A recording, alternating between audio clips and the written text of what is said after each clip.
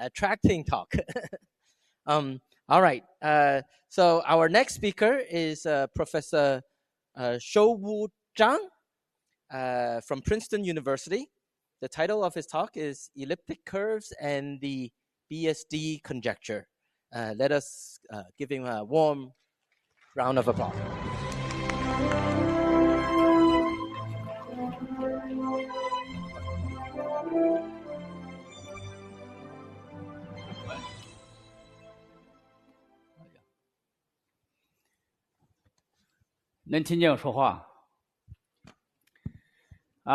Sorry, I speak Chinese. So, thanks for inviting me to give this lecture. And I answer very fast, but until a few days ago, then I suddenly realized that I have no idea what kind of talk I'm supposed to give, because they say I have a physicist, even high school students, and of course a number theorist here. So I decided to talk about, during the banquet, Bong Liang told me maybe you should talk about elliptic curves. So I can talk about elliptic curves. This is a very special year for elliptic curves, because the most major theorem was proved in 102 years ago. And since the proof of the Mordell VA theorem, then the developments, the role played by elliptic curve in number theory is become more and more important. So you know that until on Sunday, the announcement of Andrew Wiles won this prize, largely due to his breakthrough and the arithmetic through elliptic curves. But the elliptic curve itself is not invented, it's not in this century. It basically starts with Euler's work to study the arc length of ellipse. So the reason called elliptic curve, because it's related to the ellipse, right? For circle, we know how the usually we call it angle. The standard definition of angle is the arc length of the circle.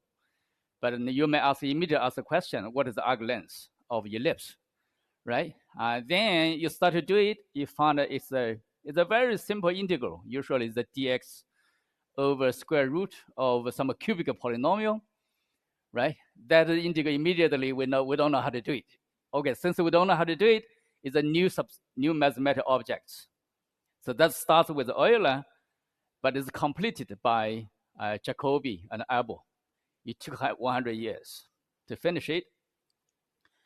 So during the new century, 20th century, Poincare took the business. Then he started to put the elliptic curves in elliptic equations. He redescribed this addition law written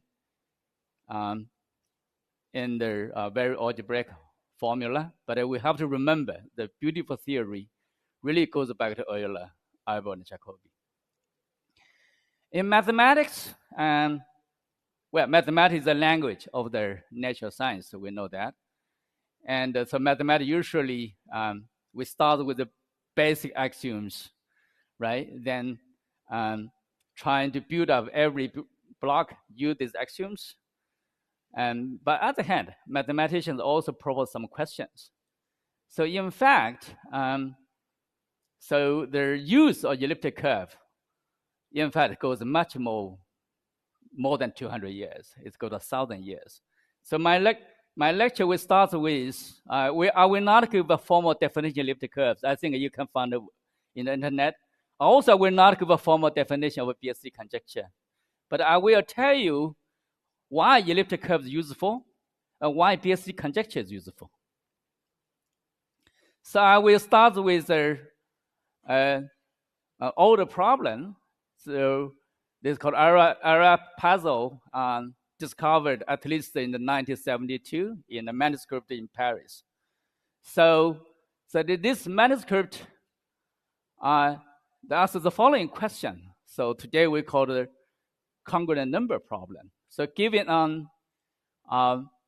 integer, find rational squares, gamma square, such that gamma square plus and minus n are both squares. So in other words, given the integer, to check which integer is in fact the common difference of the arithmetic progression of 3 rational squares. So this integer is called a congruent number. So this can be found from Dixon's history of numbers in 1920. So they immediately, by using immediately found some different formulation that's much more popular in these days. And so this finder, so it's about which integer is the area of the right angled triangle whose 3 sides are rational numbers. So that's the basic problem. So, for example, we have three right triangles. The 6th is the one we use very often, 3, 4, 5. Then, in fact, 5 or 7 also the congruent number. This is somehow in the history books due to the Fibonacci. So Fibonacci basically figured out, probably the challenge of scholar, he wrote the answer for 5 and 7. 6 was known. It took 400 years later to prove that 1, 2, 3 are not a congruent number. So I write this story there. So in one Christmas evening, Fermat wrote a letter to his friend. He said, I discovered at least a most singular method, which are called infinite descent. At first, I use it only to prove negative assertions, such as there's no right-angled triangles in numbers whose area is a square, right? But if you right-angle the square, you can divide this number, become 1. If the area of such a triangle was square, then there will be a smaller one with the same property, and so on, which is impossible. So this is called infinite descent. And this principle of infinite descent becomes a major number theory too, even as today.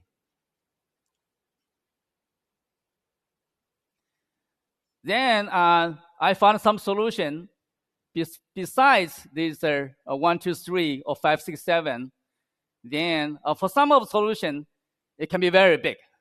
So the number of solutions doesn't depend how thin the small. The 157 is a pretty small number. It is a congruent number, but to find the solution is not a completely trivial business. Of course, this is Zaghi as a solution, but Zaghi didn't do it by hand. They have a theory behind this thing. This is the major purpose of my lecture. So what kind of theory can be used to find such a solution? So then, for these days, people believe there's a way to make a general principle. So that's a kind of mathematics. We cannot, like physics, ask a very general question. Number theory usually start with very special example of a lot of experimental work, then make up a general principle. So the general principle like that. If it starts with a square-free positive integer means the natural numbers. So if n is congruent to 5, 6, 7 mod 8, then n is congruent. This is a very definite result. Doesn't matter how complex the number is. This is a congruent number. But as I said, that how to find a congruent number could be a very difficult issue. On the other hand, if n is congruent to 1, 2, 3 mod 8, then n has a probability 0 to be congruent. Right? So I will define what does it mean. Does it mean the following? If it starts with a bigger number, so x is n less equal than x, n congruent 1, 2, 3 mod 8, and is congruent, This small set is very small. It's compared with the general sets, in fact, it's 0. This is a general conjecture.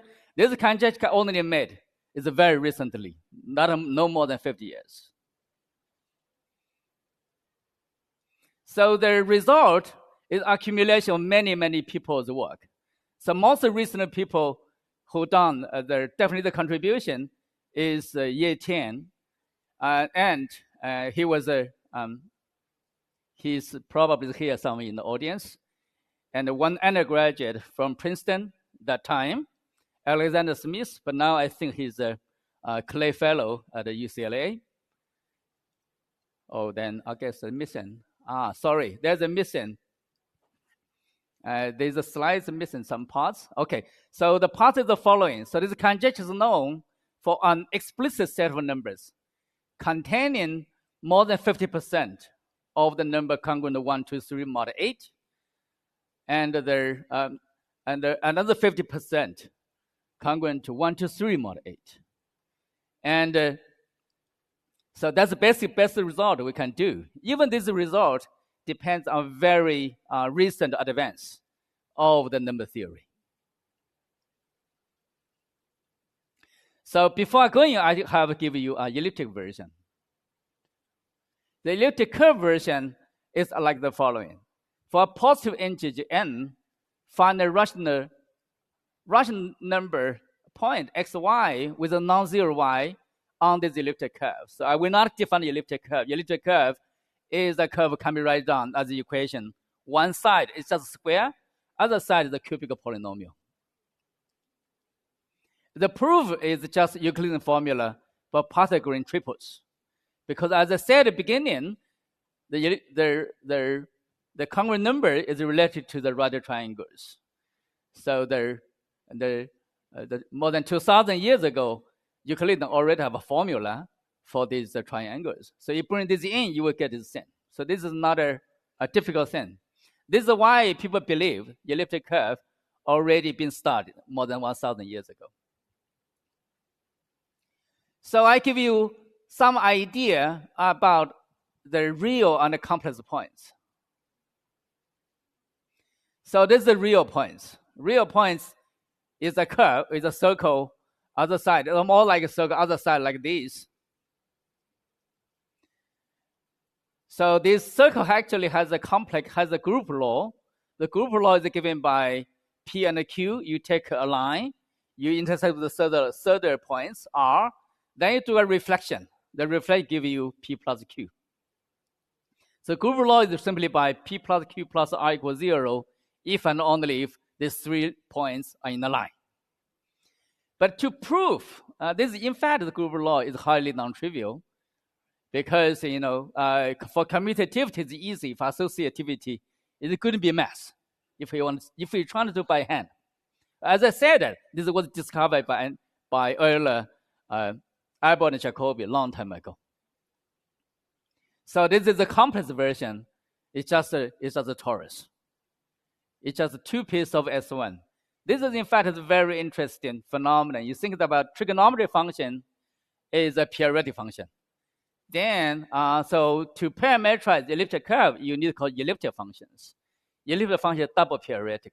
So from this point of view, it's really a new math object in mathematics. So for rational points, you start with elliptic curves. So then, as a Poincare formulate that, the rational points will form a group. That he observed that. Then he made a conjecture he called the hypothesis. In 1901, in a paper, it's also called arithmetic of algebraic curves. And it is proved by Maudet in 1922. So if C is on the elliptic curve Q, then the rational points and C is finitely generated. Finitely generated means that you have a finitely many points. From these finitely many points, we get all other points by 2 simple rule. From 2 points, you intersect with get 30 points. From 1 point, you take a reflection. The 2 simple rule will get all other points. Sorry, and it's there's a type here. So for R not bigger than 0, for greater equal than 0, R could be 0. So this second one is a finite group. To understand, so the model proof is by contradiction. So in other words, it's not proved by construction. So we have no idea how to find the rational points on the curve. Otherwise, we solve the congruent number problem. He proved that, well, if you have infinitely many, you're going to get contradiction as usual in mathematics. And in fact, in some sense, he used the infinite descent in the proof. So to get the more information, we need to study their arithmetic called modular arithmetic. So if you want to get a Diophantine equation like elliptic curves, right? A equation is difficult to solve, find points over rationals or integers, but it is easier to find the points mod some prime. So once you get a number of these points, then you make this error term. These points most likely is like a p. The reason is you have the probability for each x, you have 50% to get a y, right? So if you get a point y, you have 2 points. So the error is called AP. From this AP, you form a so-called error series or error function. This error function is convergent for real part of s greater than 3/2. This is a Hassel theorem. And has a holomorphic continuation of whole complex number. This is exactly the theorem proved by Andrew Wiles in his and completed by other people. So now I formulated this $1 million price problem, the Clay Institute Millennium Problem. So they call it Bsd conjecture. I will not write a detail. So the conjecture said that the error series, it was built up on the arithmetic, modular arithmetic, somehow has a very close relation to the rational points on elliptic curve. They said that if you run the tail expansion of this error series at x equals 1, then the auto vanish is exactly the rank of the elliptic curve. So in particular, if this error function vanish at 1, if and only if your elliptic curve has infinitely many rational points. So the basic results is not much. So we know. So the Sunday, when I read the citation, I quoted by work of Kurzweil. So first result is by Kurzweil is that if E has a complex multiplication, and if the error function is non-vanishing, not error cube, sorry, another huge typo, then this rational points is finite.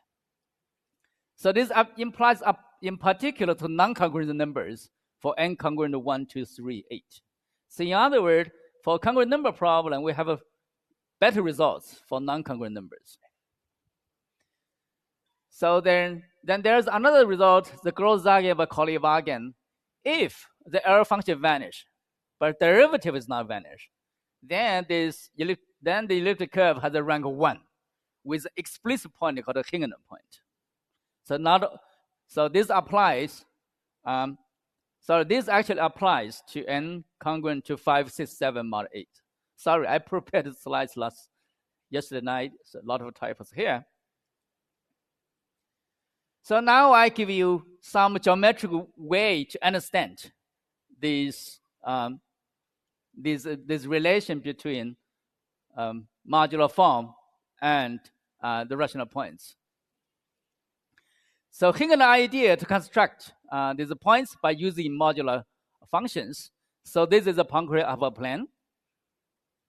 Then you have a parametrized to this torus. So we know that in a complex world, every torus is parametrized by complex plane. But if you your elliptic curve define the rationals. Then somehow, miraculously, you use the error function. You can get a parameterization using upper plane. So this is completely arithmetic. It's not a geometric theorem. It's a arithmetic theorem.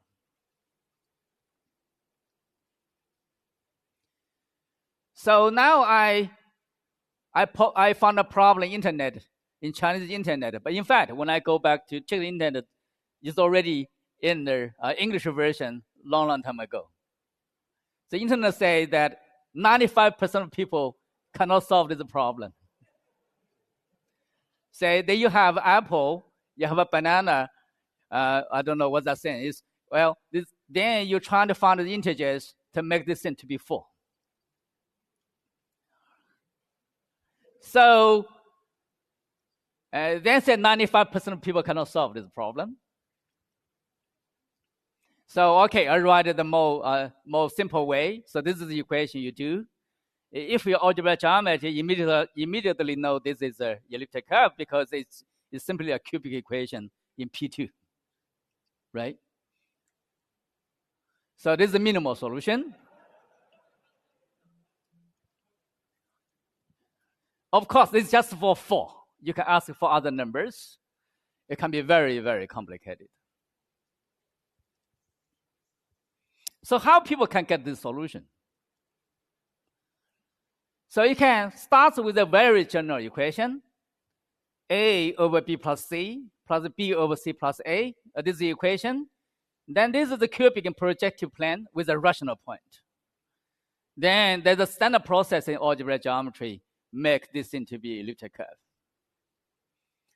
So this elliptic curve, then n equals 4, the E of Q is in fact has a rank 1. It has explicit points. The P equals is 4 minus 1, 11.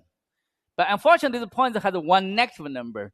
Then what do? You just simply multiply it by itself until you get all 3 numbers are positive. So when you get a 9, you're very happy. You get 3 positive numbers. That's the solution. Then if you say, I want to start for general n, then it needs BSD.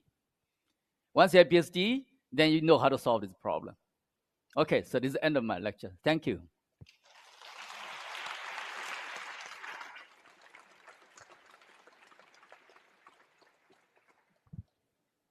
Okay, thank you very much. I think we have maybe time for 1 or 2 questions. I know everyone is hungry and wants to go for dinner. Are there questions? If not, let's ask our questions over dinner, and let's thank Professor Zhu Changwu once.